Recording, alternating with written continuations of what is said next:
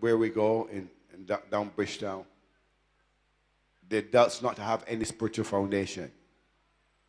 And worst of all is the one thing not to have a spiritual foundation.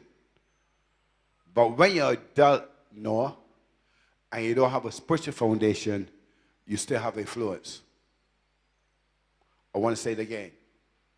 When you are an adult and you don't have a spiritual foundation written and stable or set in God, you still have influence.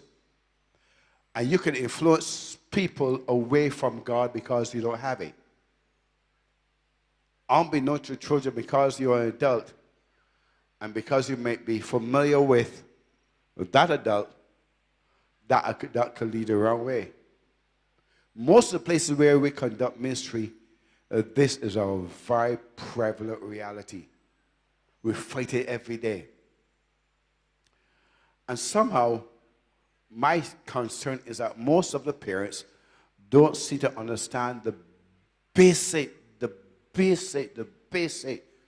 responsibility of parenting. Sadly to say, in many of these cases, and not peculiar to them also, but I mean all over the globe today, the experiences give the child everything I couldn't afford for myself. I couldn't get it when I was young. I couldn't have it because I came into poor society. My family was still poor. So I'm going to make sure whoever's under my influence, they must not go through the hardship I went through. But I could tell you, even although we had things hard when we were young, and I could attest to that, Beverly, my sister, know where we came from and how easy things were. That's an ironic statement, how easy things were. But we knew, in spite of how difficult it was, we had to be mannerly. We had to be respectful. We know what yes, please, and no, please meant. We know how to behave ourselves on the street. We had to go Sunday school, hell or high water. It was a choice. It was up to you whether or not you go. Even if your mother, your father would go to church every Sunday at 3 o'clock in the afternoon, put on your clothes and get to Sunday school, or else you get roasted. Am I right or am I right? Am I right? Smitty, am I right or am I right? Had to go. Now, when you get a little older, we start playing the fool. But then you're adult and you had to take the consequences. You can't say it wasn't my mother's fault anymore. You're now adult level. You can do that. So whenever people neglect basic structural moral foundation, the sad reality, people cast off all restraint and they become naked. And what we say today is a preponderance of nakedness all over our society.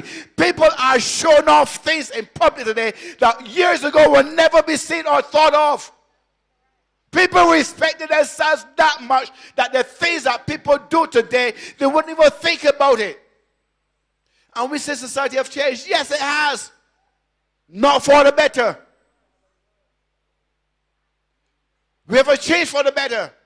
Because years ago, if that had happened to me, and the people in my district see me behaving that way, and I know sometimes young people quarrel because it's about years ago. True, years ago means something today.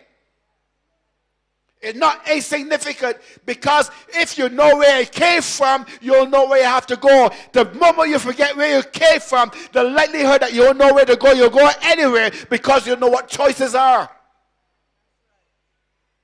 That's the reality I want us to focus on. So make sure we say the right things. Hear me, parents? It's incumbent on every one of us that we tell our children what is right from wrong. And hold them accountable to do that thing which is right. It may not be comfortable. The Bible says if it means punishing will not kill them. The rod will not kill them. It'll burn for a little while, but you'll hug them after and love them more into the kingdom.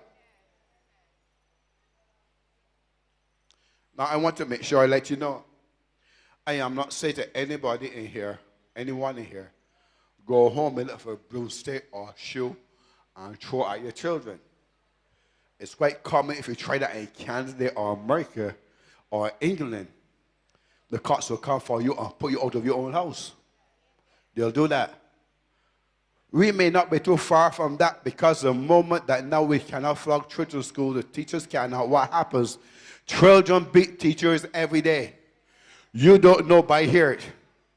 You don't know, I hear it in the schools I go to beat teachers every day. And teachers have no recourse because the teacher can't rush back at a child. The sad reality, teachers are not much older than children. A young man in school at 18 years old, 17 or something years old, the teacher's 22 or 19 or 20, they're still children together. And if they have a little short teacher, short as, where's my girl down here?